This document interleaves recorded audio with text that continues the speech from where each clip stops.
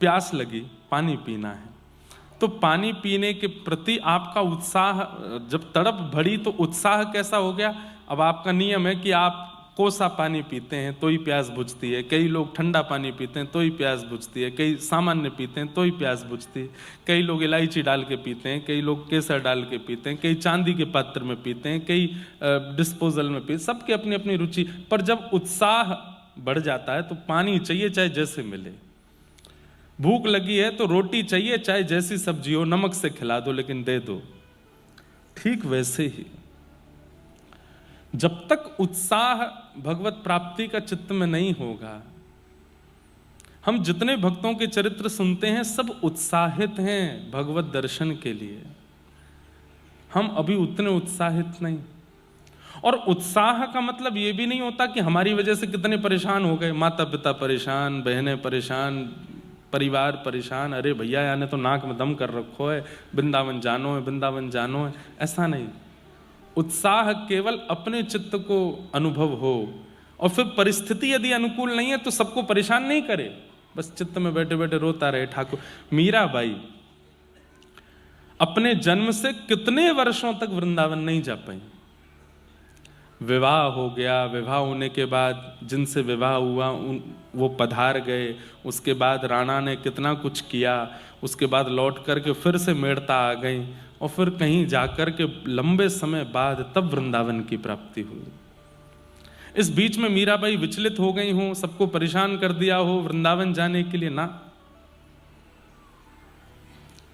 और मुझे पद याद नहीं आ रहा है, एक बहुत सुंदर पद है,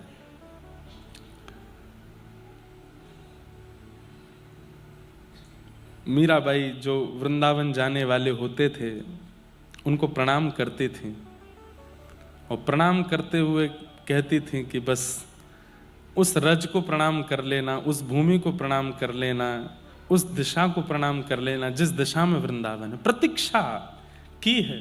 उत्साह का मतलब परेशान करके और बस भागना है, ये उत्साह नहीं। उत्साह में प्रतीक्षा भी होती है, प्रतीक्षा भी है कि जब समय होगा तो मिलेगा। पत्तियां मैं कैसे लिखूं, लिखी ही न जाए, पत्तियां मैं कैसे लिखूं, लिखी।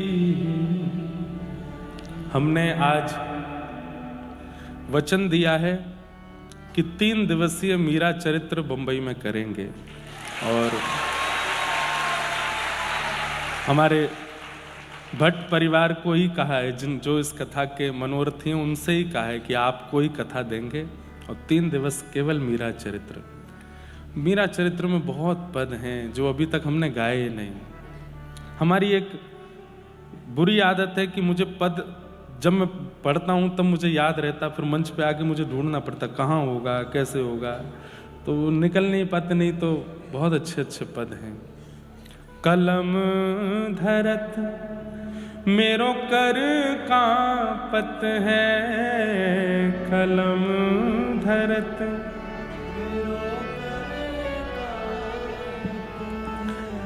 कलम धरत मेरो कर कांपत है, कलम धरत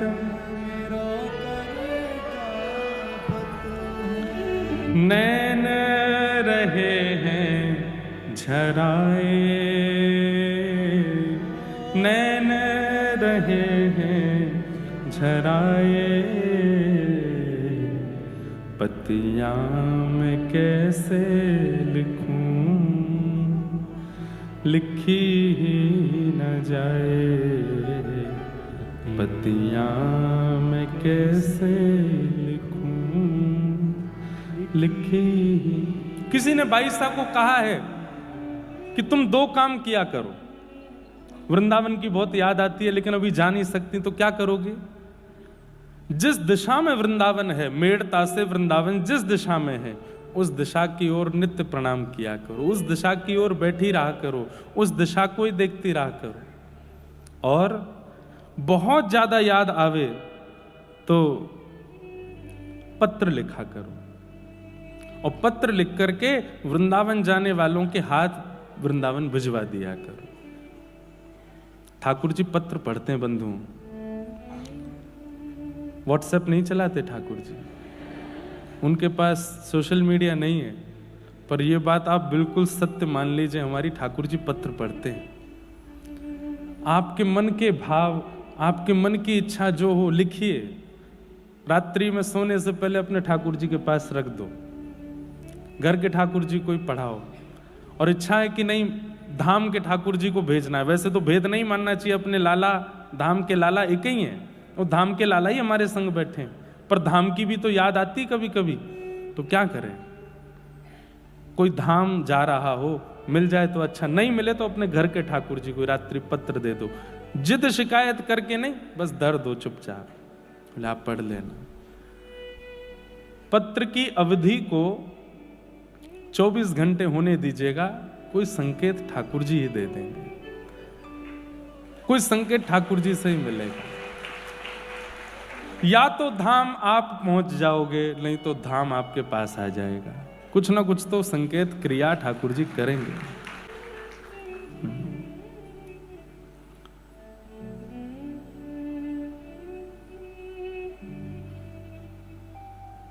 ऐसे मीराबाई,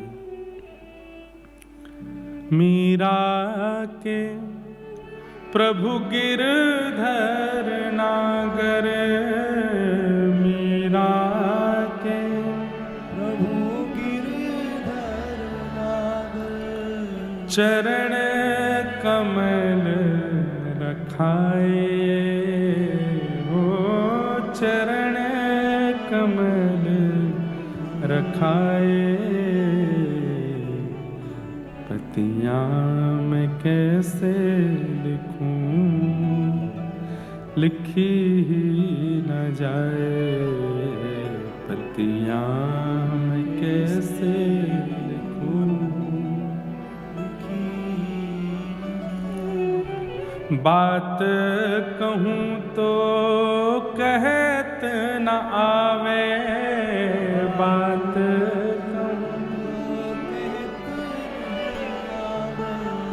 क्यों जियरा रयो है डराए, हो जियरा रयो है।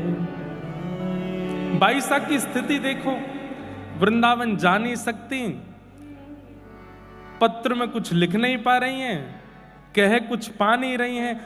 बंधुओं, प्रेम का जब, प्रेम की जब हृदय में ज्वार भाटा आता है ना, तो बस मन होता है वो कहीं प्रकट हो, कहीं कह दिया जाए, किसी को सुना दिया जाए, पर बाईसा के सारे द्वार बंद हैं, ना तो जा सकती है, ना लिख सकती है, ना बोल पा रही है। तब उस दिशा की ओर जाने वाले पक्षियों को, उस दिशा की ओर जाने वाली हवा को, उस दिशा की ओर जाने वाले लोगों को ही कह देती हैं, कुछ मत कहिएगा, बस कह देना कि एक मीरा है जो आपको याद करती है, धाम को प्रणाम कर देना मेरी ओर से। विपत हमारी देख तुम चाले, विपत हमारी हो कहियो हरि जो सो जाए, हो कहियो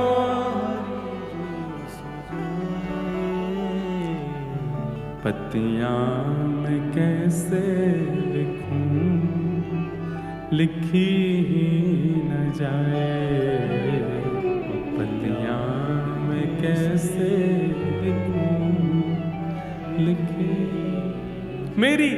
मेरी अवस्था तो देख ली है आपने, बस हरि को जाके बता देना कि मेरी अवस्था क्या है, मेरी स्थिति क्या है।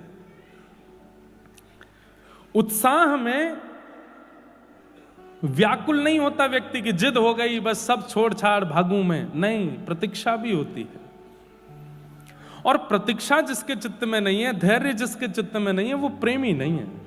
प्रेमी तो प्रतीक्षा करता है, प्रेमी तो धैर्यवान होता है, प्रेमी का स्वभाव शांत होता है, चिल्लाता नहीं है प्रेमी, धीमे रहता है। उसका मुखमंडल, उसके नेत्र, उसकी वाणी, उसके शब्द इतने गंभीर होते हैं कि सामने वाला व्यक्ति विचलित नहीं होता उसकी बातों से या भावों से।